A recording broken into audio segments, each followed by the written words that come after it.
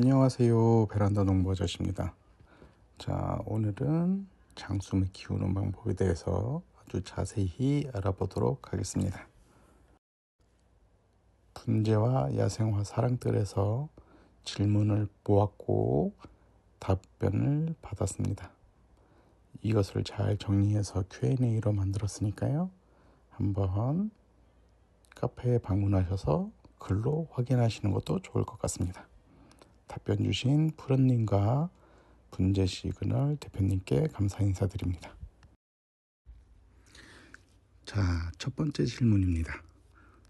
새로 구매한 장수매 분재는 어떤 환경에서 배양하는 것이 가장 좋을까요? 아마도 많은 분들이 처음 분재를 구매하셨다면 어떻게 키워야 되는지가 제일 궁금하실 겁니다. 그중 가장 첫 번째는 환경을 만들어주는 것인데 각자의 환경이 다르므로 최대한 수치화해서 한번 답변을 정리해 보았습니다. 장수매는 가장 기본적으로 적당한 햇빛과 습도, 통풍이 잘 되는 장소에서 키우는 것이 좋습니다. 봄에서 가을까지는 15도에서 25도, 겨울철은 영하 1도에서 5도까지의 온도가 가장 좋고 습도는 50에서 60%가 가장 좋습니다. 여름처럼 고온 다습한 곳에서는 통풍을 잘 해주셔야 됩니다. 그리고 아파트 베란다와 같은 곳에서 햇볕이 3시간에서 5시간 정도 들어오지 않는다면 식물등을 켜줘서 부족한 빛을 채워주시는 것이 좋습니다. 두 번째 질문입니다. 물은 언제 어떻게 줘야 되나요? 물 주는 방법은 분재의 가장 기본적인 겉흙이 마르면 준다입니다. 겉흙이 말랐다면 화분 물구멍에서 물이 줄줄줄 셀 때까지 듬뿍 주는 것이 좋습니다. 세 번째 질문입니다. 새로 구매한 장수매는 즉시 분갈이를 해줘야 하나요? 라고 많이들 물어봤습니다. 가장 먼저 체크해야 될 것은 분에 물을 줘 보는 것입니다. 물이 너무 안 빠지거나 흙 상태가 퇴토, 찌들어 있는 흙일 경우를 제외하고는 이른 봄 혹은 늦가을에 분갈이를 해주는 것이 정석입니다. 추가 설명을 드리자면 이른 봄이라는 시기는 잎눈이 막 피어오르는 시점, 즉 눈이 움직일 때를 얘기합니다. 자, 이젠 네 번째 질문입니다. 봄에는 어떤 일을 해줘야 할까요? 봄이 오고 잎이 서서히 녹색으로 변하기 시작할 겁니다. 바로 이때 비료를 주기 시작하면 됩니다. 그렇다면 분갈이의 시기는 언제인가요? 다섯 번째 질문이었습니다. 아까 답변 속에도 답이 있었지만 분갈이 시기는 눈이 움직이는 시점과 늦가을 1년에 2번이 있습니다. 나무 상태를 잘 확인하시고 적절한 시기를 선택하시는 게 좋습니다. 여섯 번째 질문입니다. 여름에는 물 주는 방법이 달라지나요? 라는 질문이 많았습니다.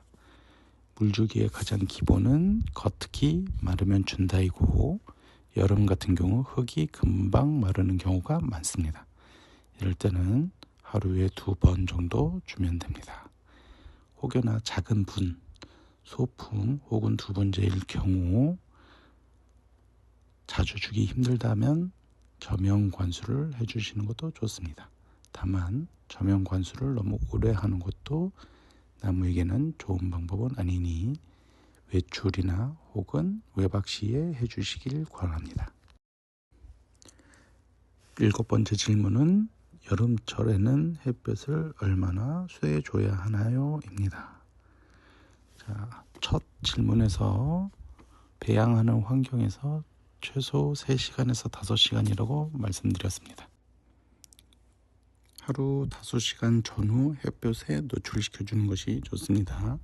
다만 여름에 강한 빛은 잎이 타들어갈 수 있는 경우가 있으므로 차각막을 설치해 주시는 것을 권장합니다. 지금 시기에 가장 궁금한 질문이 바로 이 8번째 질문인 것 같습니다. 자, 8번째 질문. 봄을 지나 장마철이 다가올 때쯤이면 가지가 길게 자라 있습니다. 잎들도 노랗게 변하고 있고요. 어떻게 관리해 줘야 할까요? 6월 초에서 중순 사이에 목질화가 된 가지 기준으로 한두 마디를 남기고 가지치기를 해주는 것이 좋습니다. 만약 나무 세력이 좋다면 잎따기를 해주시는 것도 좋습니다. 가지치기를 할 때 주의할 점은 새로 나온 가지, 즉 목질화가 되지 않은 연한 녹색을 띠고 있는 가지는 가지치기를 하여도 그 자리에서 다시 새로운 가지가 나옵니다. 한 가지만 나오므로 장가지를 받으려면 꼭 목질화된 부분을 잘라주셔야 됩니다.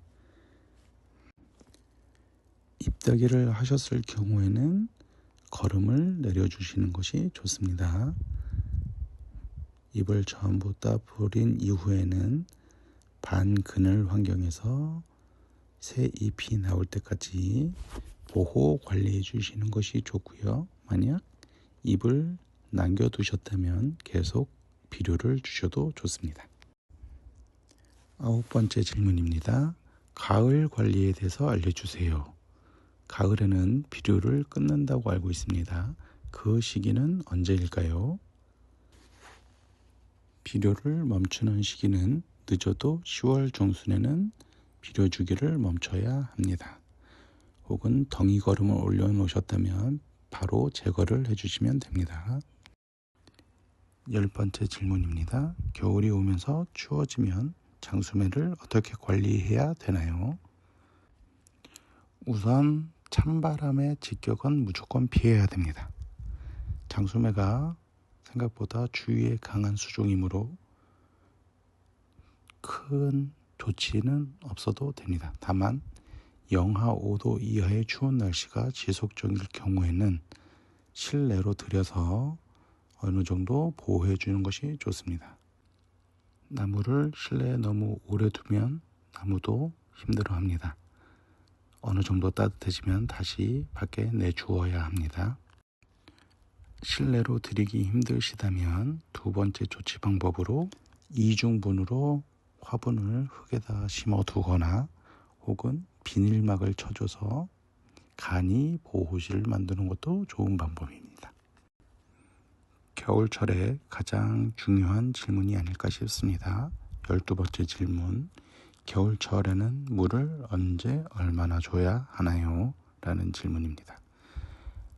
많은 분재 초보자분들이 겨울에 물을 주지 않아 나무를 말려 죽이는 경우가 많으니까 꼭 주기를 기억하셔서 주시기 바랍니다. 자, 겨울철 물은 주 1회에서 2회 정도 주시면 됩니다. 대략 3, 4일 간격이고요. 다만 영하의 날씨를 지속적으로 겪어야 될 경우 같은 경우는 물을 주지 않는 것이 좋습니다.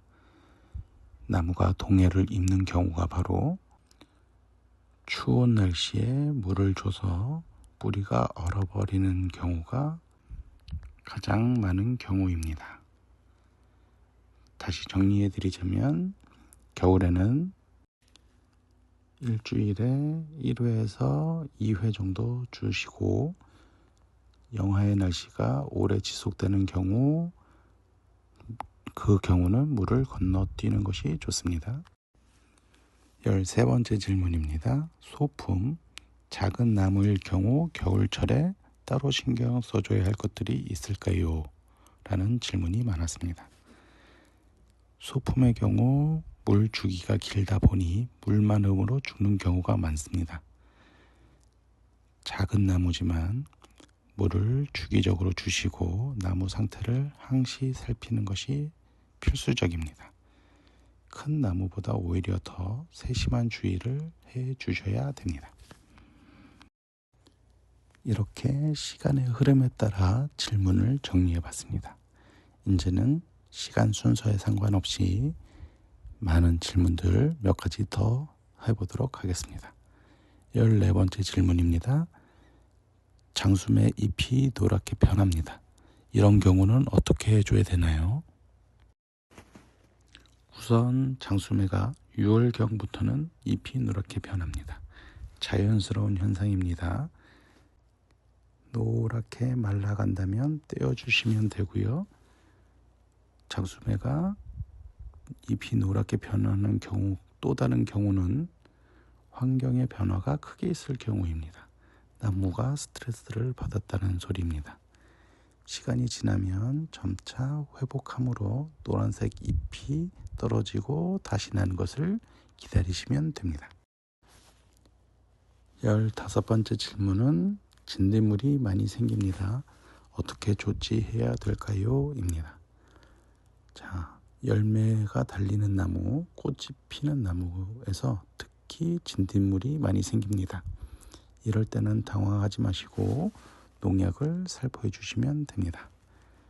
저 같은 경우는 다이소에서 파는 진딧물 약품에 10대1 비율로 물로 희석해서 진딧물이 붙어있는 나무에 살포해 주었습니다. 물 10, 약품 1 비율입니다. 마지막 질문입니다. 장수매에 꽃이 잘 안 핍니다. 꽃이 많이 피울 수 있는 노하우를 알려주시면 감사하겠습니다. 라는 질문이 많았습니다. 장수매는 1년에 많게는 3번에서 4번까지도 꽃이 핍니다. 하지만 영양분이 부족하다면 꽃이 잘 안 피는 경우가 많습니다. 이럴 때는 인산 성분이 많은 거름을 주시면 많은 도움이 될 것입니다. 자, 이렇게 모든 질문과 답변을 살펴보았습니다. 많은 도움이 되셨나요? 더 궁금하신 점이 있거나 혹은 제가 놓친 점, 실수한 점, 틀린 점 있으시면 댓글로 많이 알려주세요. 긴 영상 시청해 주셔서 감사합니다. 많은 도움이 되셨길 바랍니다.